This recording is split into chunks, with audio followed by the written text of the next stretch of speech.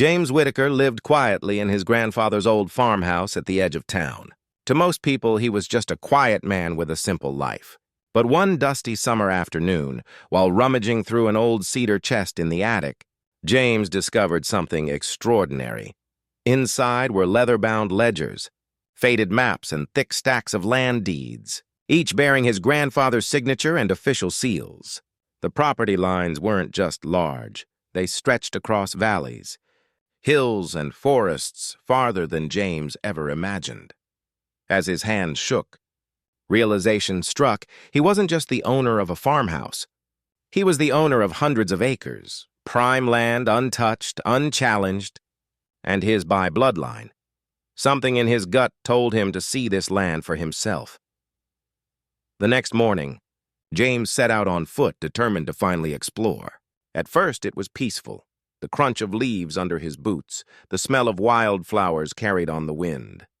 But then, he froze. A low hum echoed in the distance. Then came the sharp strike of a hammer. Then another. He could hear machinery, the growl of engines, the metallic clanging of steel, voices shouting orders. James frowned. Impossible. This was private land. No one should be here. His heartbeat quickened as he followed the noise. Each step carried the weight of dread, like he was walking toward a secret that was never meant to be found. When James finally broke through the tree line, his stomach dropped. Spread across the horizon wasn't just one house. It wasn't two. It was an entire neighborhood. Rows of brand-new homes glittered in the sunlight, freshly painted fences wrapped around green lawns, and families bustled about unloading moving trucks. Some kids rode their bikes on paved streets. Others laughed in driveways. James rubbed his eyes, almost hoping it was an illusion. But it wasn't. 98 homes stood proudly on land he never sold. Every brick, every nail, every roof, built without his knowledge, right under his nose. As James stood in shock, a sharp voice cracked through the air. "You there! What do you think you're doing on this property?" Turning, he saw her, mid-40s, immaculate blazer, clipboard in hand, and the kind of self-importance that could fill a stadium. She stormed toward him, heels striking pavement like a judge's gavel. "I'm Karen," she declared, "president of the HOA, and strangers aren't allowed in this community." Her eyes narrowed, scanning him like a trespasser. "If you don't leave immediately, I'll have you reported." James almost laughed at the absurdity. She was standing on his soil, claiming it wasn't his. But instead of exploding, he remained calm. His silence unnerved her more than anger would have. James tilted his head, his tone mild. "This land? It used to be my grandfather's." Karen smirked, a smug glint in her eyes. "Well, not anymore. Times change. We're the homeowners now, and this is HOA territory." She tapped her clipboard. "If you want to stay here, you'll follow our rules. Otherwise, don't bother coming back." To Karen, she had dismissed just another nobody. To James, it was confirmation. This woman believed she owned his kingdom, and he was going to let her believe it a little longer. Days later, James opened his mailbox to find a white envelope stamped with bold letters, Homeowners Association. Inside was a typed letter that dripped with arrogance.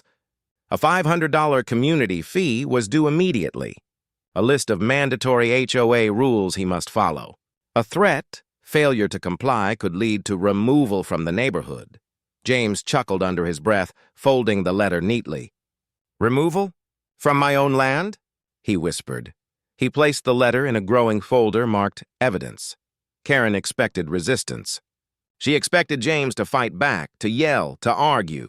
Instead, James became a ghostly observer. He quietly showed up at HOA meetings, slipping into the back row. He never raised his voice, never argued. Instead, he watched. Karen barked orders about lawn heights, driveway sizes, mailbox colors, dictating every detail of her kingdom. Residents bowed their heads. Too afraid to object, James scribbled notes, documented everything, and collected copies of every HOA demand. Piece by piece, he was building a puzzle Karen didn't even know existed. Let them believe they're in control, he thought. The higher they climb, the harder they'll fall. Late one evening, James sat across from his lawyer in a dimly lit office. On the table lay a mountain of documents, deeds, maps, titles, all signed and sealed. The lawyer flipped through the papers, eyebrows raised in disbelief. "James, this isn't just a lot. This is all of it. Every acre, every square foot. These people built their houses on land that was never theirs." James leaned back, his lips curving into a cold, patient smile. Karen thought she had the final word. But soon, the ground beneath her feet, the very homes she ruled over, would betray her. The next HOA meeting was packed. Dozens of homeowners sat in folding chairs inside the community hall, their eyes fixed on Karen as she stood at the front like a queen addressing her subjects. Then she pointed directly at James, who sat silently in the back row. "This man doesn't belong here," she announced. "He refuses to follow our rules, refuses to pay fees, and thinks he's above this community," the crowd murmured. A few laughed, others nodded. Karen's voice rang with triumph. "We will not tolerate freeloaders."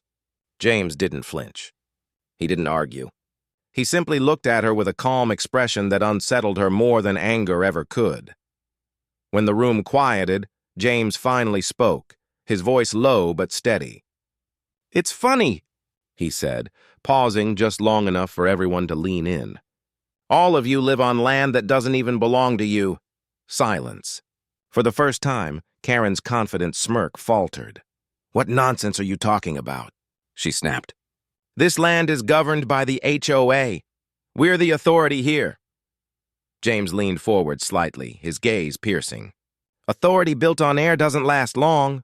The words hung in the air like a storm cloud, heavy and foreboding. Then James stood and walked out, leaving whispers and nervous glances in his wake. A week later, the neighborhood awoke to chaos. Every single mailbox carried a thick envelope stamped with the seal of James's lawyer. Inside, the homeowners found devastating words: "Notice of unauthorized occupancy. Immediate legal review required." The letters detailed how the land beneath their homes never belonged to the HOA. The true owner, James Whitaker, had full legal claim to every inch of soil they stood on. Panic spread like wildfire. Neighbors gathered in the streets, holding the papers with trembling hands. Mothers worried about losing homes. Fathers cursed under their breath. Children overheard whispers of eviction, and every pair of fearful eyes turned toward Karen. Karen called an emergency meeting, but it was nothing like her usual displays of power. The room that once echoed with her commands now roared with angry voices. "You told us this was secure," one man shouted. "You promised the HOA controlled the land," another woman cried. "You tricked us into paying fees for nothing," a third accused. Karen's voice cracked as she tried to maintain control. "Everyone calm down. This is a misunderstanding. He's bluffing." But deep down, even she knew the truth was closing in. Her iron grip was slipping through her fingers like sand. 2 days later, James called for his own meeting. The residents came reluctantly, torn between anger, fear, and hope. At the front of the hall, James laid out a series of documents across the table. Thick yellow deeds with official stamps and signatures stared back at the crowd. He spoke with calm authority. "These papers prove that this land, every street, every lawn, every house, belongs to me. My grandfather bought it. He maintained it. And he passed it down to me. The HOA never owned an inch of it." The room was silent, except for the sound of papers rustling as neighbors leaned in to read. Karen sat frozen in her chair, her face pale, her power collapsing in front of everyone. The truth spread through the community like lightning. The HOA's foundation cracked overnight. Homeowners who once obeyed Karen's every command now turned their backs on her. "Give us back our money," some shouted. "You lied to us," others screamed. The HOA board members resigned one by one, refusing to go down with Karen's sinking ship. Karen stood alone, abandoned, her empire reduced to dust. For the first time, James saw fear in her eyes, not the fear of losing money or rules, but the fear of being utterly powerless. James could have crushed them all, filed lawsuits, demanded evictions, taken every house for himself, but instead he surprised them. "I won't throw families into the streets," he said firmly. "I'll allow you to stay under fair rental agreements. You'll pay directly to me, not to an HOA, and there will never be another HOA ruling on my land again." The residents, once hostile, now looked at him with relief, even gratitude. Karen, however, was left broken, her reign erased in a single stroke of truth. As James walked out into the sunlight, he glanced at the 98 homes that once symbolized Karen's power. Now they stood as monuments to her downfall and his quiet, patient victory, because in the end, Karen had built her empire on a lie, and James owned every inch of the ground beneath it.